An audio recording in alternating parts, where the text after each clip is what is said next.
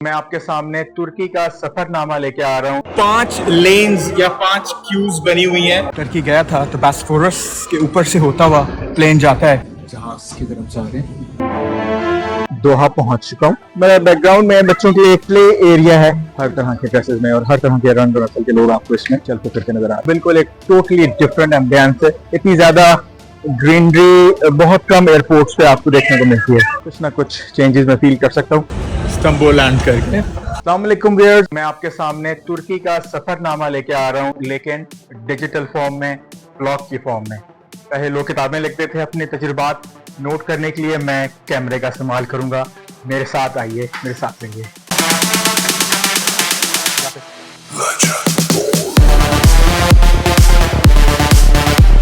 Airport के करीब पहुंच गए, पहला चेक पॉइंट आ गया है और फिर अल्लाह करे कि खैरियत से जाएं और टाइम पे फ्लाइट इंशाल्लाह। रश चेक कीजिए अंदर जाने के लिए। मुझे लग रहा है कि कई फ्लाइट्स एट अ टाइम है, तो आपको रश से अंदाजा होगा। इस वक्त 5 लेन्स या 5 क्यूज बनी हुई हैं अंदर जाने के लिए। कई दफ़ा इंटरनेशनल ट्रैवल का इत्तेफाक रहा है, लेकिन इतना रश कम ही मिलता है आपको। बोर्डिंग पास मिल गए हैं और मैंने रिक्वेस्ट की थी कि विंडो सीट मिल जाए। विंडो सीट भी मुझे मिल गई है और रिक्वेस्ट की थी कि लेफ़्ट साइड पे हो तो ज़्यादा अच्छा है, क्योंकि लास्ट टाइम जब मैं टर्की गया था तो बॉस्फोरस के ऊपर से होता हुआ प्लेन जाता है, तो लेफ़्ट साइड से मुझे बड़ा ज़बरदस्त याद है कि उसका सीनरी थी और बड़ा अच्छा उसका नीचे नज़ारा जैसे आप कह सकते हैं था।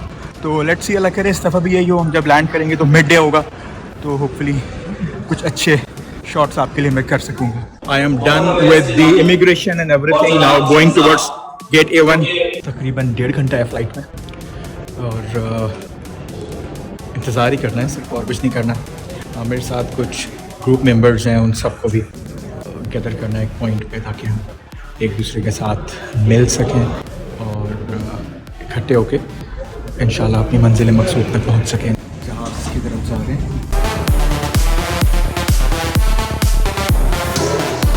रवानगी के लिए तैयारी है।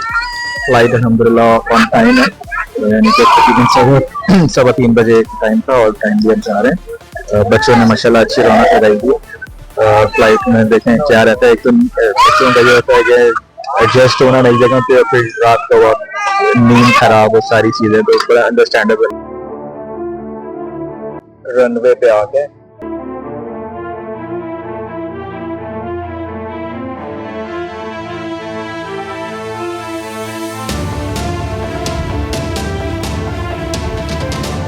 दोहा पहुंच चुका हूँ। दोहा एयरपोर्ट पे रश आप मेरे बैकग्राउंड में देख सकते हैं। स्क्रीनिंग करवा ली है। स्क्रीनिंग करवा के आप, ये जो मेरी बैकग्राउंड में आपको एक स्क्रीन नजर आ रही है, इस स्क्रीन के ऊपर तमाम फ्लाइट्स जो अभी आगे मुख्तलिफ डेस्टिनेशन पे जाएंगी उनका इंफॉर्मेशन आ रही है। जो मेरी फ्लाइट है दोहा टू इस्तांबुल, वो C62 गेट के ऊपर जा रही है, तो मैं C62 की तरफ अब जा रहा हूँ। तो हम इसमें देख सकते हैं कि अबाया में, अरब लिबास में, साड़ी में, शलवार कमीज में, पैंट शर्ट में, स्कर्ट्स में, हर तरह के ड्रेसेस में और हर तरह के रंग नस्ल के लोग आपको इसमें चलते फिरते नजर आ रहे हैं। जो कि मुझे समझ में आता है कि कतर मुख्तलिफ बैकग्राउंड के, मुख्तलिफ एथनिसिटीज, रिलीजन के लोगों को वेलकम करता है और वो बड़े कंफर्टेबली यहाँ सब एक साथ मिलकर काम कर सकते हैं। तो अभी हम नीचे जाएंगे C62 की तरफ। ये रश आप देख रहे हैं, एस्केलेटर्स हों, वेटिंग लाउंज हों, लिफ्ट हों, हर जगह पे आपको एक बहुतात नजर आती है माशाल्लाह आवाम की। और लेकिन बहुत डिसिप्लिन, बड़ा वेल ऑर्गेनाइज, सिस्टमैटिक सारा एयरपोर्ट नजर आ रहा है। जब मैं नीचे आया हूँ तो इधर आपको ड्यूटी फ्री शॉप भी मेरे बैकग्राउंड में नजर आएंगी। चंद एक साल के बाद आ रहा हूँ कतर एयरपोर्ट पे और कुछ ना कुछ चेंजेस मैं फील कर सकता हूँ इन टर्म्स ऑफ इसका इंफ्रास्ट्रक्चर और इंटीरियर कुछ इम्प्रूव नजर आ रहा है मुझे। समझ सकते हैं कि जब वर्ल्ड कप हुआ फुटबॉल का 2022 में, तो बहुत मैसिव लेवल पे इन्वेस्टमेंट हुई है पूरे मुल्क में, खासतौर पे दो, इंक्लूडिंग एयरपोर्ट, जो कि एक तरह से फेस होता है आपके मुल्क का। मेरा बैकग्राउंड में बच्चों के लिए एक प्ले एरिया है, मैं इसको टच करके देखता हूँ। मेटालिक सा लग रहा है बज़ाहिर, आई एम नॉट श्योर के मेटालिक है या प्लास्टिक है। सारा मेटालिक है, ये कलर जिस तरह से शो हो रहा है। इसमें स्लाइड्स हैं, साथ साथ ये देखिए स्लाइड्स भी हैं और यहाँ कुछ रेस्ट करने के लिए एरियाज भी हैं, यहाँ बैठ भी सकते हैं लोग आराम से। और ये ऐसा जैसे कि कोई ये जो कार्टून जो भी करेक्टर है ये लेटा हुआ है जमीन पे आराम से करवट लेके उस तरह से। ये एक सर बना हुआ है यहाँ अगर हम देखते हैं ना, और मैं आपको दूर से दिखाऊंगा, बड़ा मजे का कॉन्सेप्ट है। ये इस तरह से ये दो करेक्टर्स हैं, एक करेक्टर सर के बल खड़ा हुआ है दोनों हाथ जमीन पर रखे, और उसके पांवों पे अगले कार्टून के पांव हैं और वो उसके ऊपर खड़ा हुआ है, इस तरह से करके दिया हुआ है। ऊपर तक तो आई बिलीव कोई नहीं जाता, लेकिन उससे नीचे ये स्लाइड्स हैं। और ये मेरे बैकग्राउंड में कतर इंटरनेशनल एयरपोर्ट का फेमस आइकन है, एक भालू सा है जिसके सर पे एक रीडिंग लैंप ऑन है, लेकिन भालू कुछ पढ़ नहीं रहा, ये अजीब सी बात है। और साथ ही आप नीचे देख सकते हैं HIA टर्न्स 10 यानी कि हमाद इंटरनेशनल एयरपोर्ट, जो कि जिस पे अभी हम मौजूद हैं वो 10वीं एनिवर्सरी मार्क कर रहे हैं। तो ये एक दिन के लिए माइलस्टोन है, एक डिकेड पूरी हो गई है इनकी। ये जो वॉल मेरे बैकग्राउंड में नजर आ रही है, शायद आपको आवाज भी आ रही है, उस पर पानी चल रहा है ऊपर से नीचे तक, और पानी के अंदर जो लाइट्स लगी हुई है वो चेंज हो रही है। अभी आपने ये एम्बियंस देखा जो मेरे बैकग्राउंड में अब जो मैं आपको दिखाने जा रहा हूँ, बिल्कुल एक टोटली डिफरेंट एम्बियंस है। शीशे का इस्तेमाल बहुत ज्यादा है, नेचुरल लाइट आपको बहुत ज्यादा नजर आएगी, ग्रीनरी आपको बहुत ज्यादा नजर आएगी जिसमें रियल प्लांट्स एंड ट्रीज मौजूद हैं। तो eco friendly portion of the airport इसे आप कह सकते हैं। आप देखिए नीचे पानी भी है, ये खूबसूरत सी वाटरफॉल आप समझ लें, पौधे हैं, दरख्त हैं, नेचुरल लाइट है ऊपर, प्यारा लग रहा है, खूबसूरत लग रहा है। इतनी ज्यादा ग्रीनरी बहुत कम एयरपोर्ट्स पे आपको देखने को मिलती है। आए जंगल के अंदर चलते हैं क्विकली।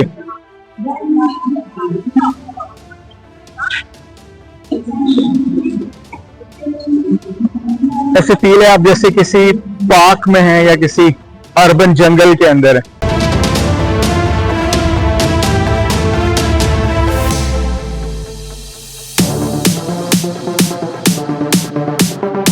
पौधों की एक काफी बड़ी वैरायटी है जो आपको यहाँ नजर आती है। ये मैं आपको करीब से दिखाता हूँ, चंद एक पौधे बड़े खूबसूरत से इंटरेस्टिंग से पौधे, जैसे लग रहा है जैसे पाउच है, और उसके पीछे ग्रीनरी। ये मोबाइल और लैपटॉप चार्जिंग के लिए एक यूनिट बनाया हुआ है, यहाँ लोग बैठे हुए हैं आराम से चार्जिंग कर रहे हैं और जो भी एक्टिविटी है इंटरनेट के हवाले से वो कर रहे हैं। और आपको with in the airport shuttle service या ट्रेन सर्विस आपको नजर आ रही है, जा रही है। और अगर आप छत पे गौर करें तो उन्होंने ओपनिंग्स छोड़ी हुई है नेचुरल लाइट की। एक और ग्रैंड स्ट्रक्चर बना हुआ है, बज़ाहिर वुडन है, शर्मिंदा नादिम बड़ी सी नाक वाला, कान इसके हाथी जैसे हैं, हाथ इसके इंसानों जैसे हैं, पाँव इसके कार्टून जैसे हैं। एयरपोर्ट ये बहुत बड़ा है। ऑन लाइटर नोट अगर मैं इस्लामाबाद की टर्म्स में बात करूं तो जितना मैं अपनी इस्लामाबाद वाली फ्लाइट से करने के बाद अपने मुताल्लिका गेट तक पहुंचने में चल चुका हूं पहुंचने के लिए, वो ऐसा है जैसे 0 पॉइंट से मैं सरीना पहुंच गया हूँ, उतना नहीं तो उससे शायद थोड़ा कम। और वो लोग जो इस्लामाबाद से वाकिफ नहीं है, 0 पॉइंट से सरीना का मतलब तकरीबन 3 किलोमीटर।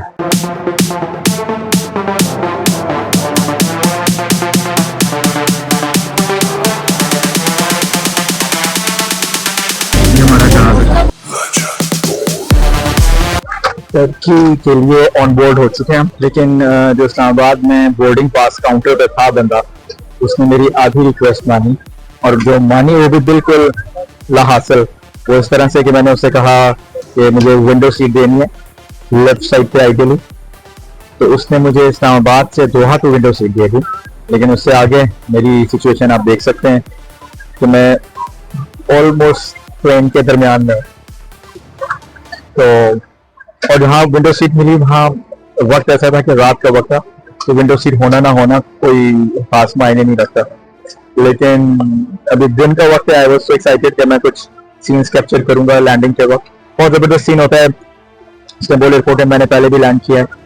वहाँ लिटरली जिस तरह से आप क्यू में गाड़ियां चल रही होती है ना, इस तरह क्यू में टेक ऑफ और लैंडिंग हो रही होती है, तो बड़ा जबरदस्त सीन होता है। आप जो एयरपोर्ट की तरफ अप्रोच कर रहे होते हैं, जब टर्न लेते हैं ना, तो आप सीधे हाथ पे या उल्टे हाथ पे जहाँ भी आप टर्न ले रहे हैं, लाइन में ना 3-4 जहाज आगे उतरते हुए नजर आते हैं, 2-3 आप जब पीछे मुड़ के देखते हैं, पीछे आ रहे होते हैं, बड़े मजे का सीन होता है वो। लेकिन ठीक है, नो प्रॉब्लम, वापसी में देखेंगे अगर मुमकिन हो सका।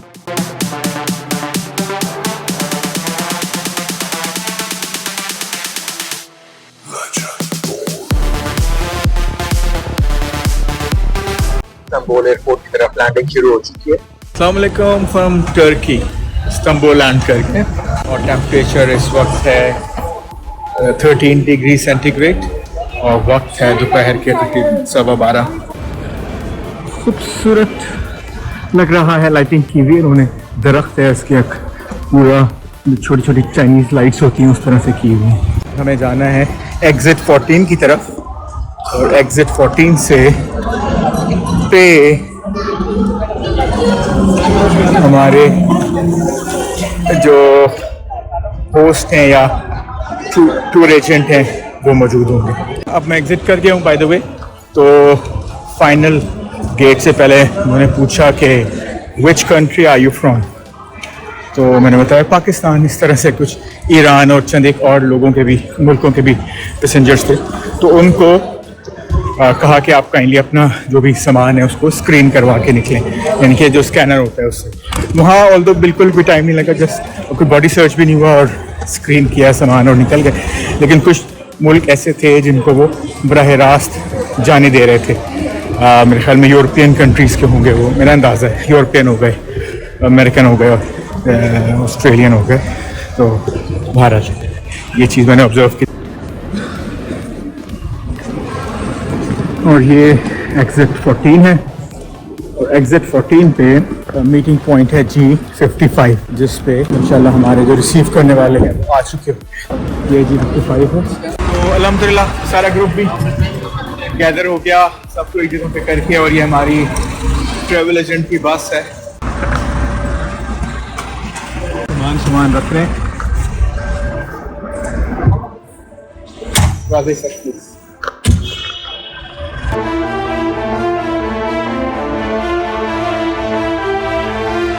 ये हम रवाना हो गए एयरपोर्ट से होटल की तरफ।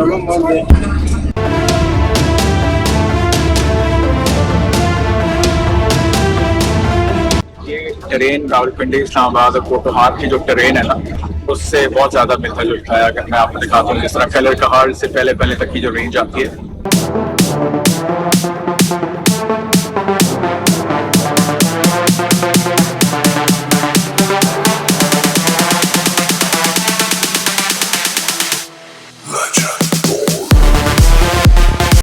इस्तांबुल शहर की तरफ हम काफी हद तक बढ़ गए, तो आबादी आपको बड़ी बात तो आपका नहीं जाएगी बहुत ज़्यादा।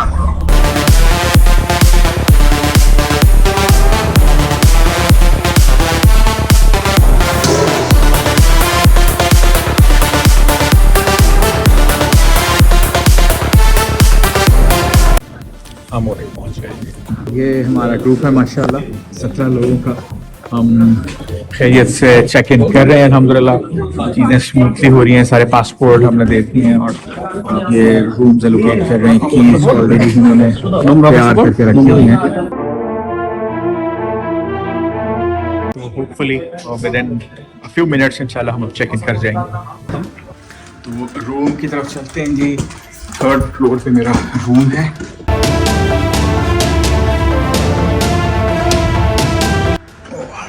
लेफ्ट टर्न करना चाहिए। आखिरी रूम है सालिमो। व्यूअर्स, चेक इन सुकून से हो गया, रूम्स में आ गए। आपको मैं होटल भी दिखाऊंगा, रूम भी दिखाऊंगा। अपना फर्स्ट एक्सप्रेशन आपके सामने शेयर करूं। टर्की का अभी तक बहुत अच्छा एक्सपीरियंस रहा। इमिग्रेशन काउंटर पे अगर हम बात करें, एयरपोर्ट स्टाफ के हवाले से बात करें, जो हमारे ट्रैवल एजेंट हैं जो हमें यहाँ फैसिलिटेट कर रहे हैं, उनकी टीम के हवाले से बात करें, फिर होटल चेक इन के वक्त एटीट्यूड की और इंटरेक्शन की बात करें, तो ओवरऑल चीज़ें स्मूथली गई और फैसिलिटेटिंग था। और खासतौर पर पाकिस्तान का जब नाम सुनते हैं वो, तो एक हल्का सा प्लेजेंट एक्सप्रेशन होता है उनके चेहरे पे, जो हमारे लिए खुशगवार होता है डेफिनेटली। तो अभी तक के लिए यही कुछ, लेकिन असल चीज़ तुर्की में जब हम बाहर निकलेंगे, चाहे वो ब्लू मॉस्क हो, चाहे वो हज़रत अबू अयूब अंसारी रज़ी अल्लाह तआला अन्हु का मज़ार हो, चाहे हाया सूफिया हो, बसफोरस हो, क्रूज ड्राइव हो, तो उसकी सैर के लिए मेरे साथ रहिए। अपना ख्याल रखिए। अस्सलाम वालेकुम।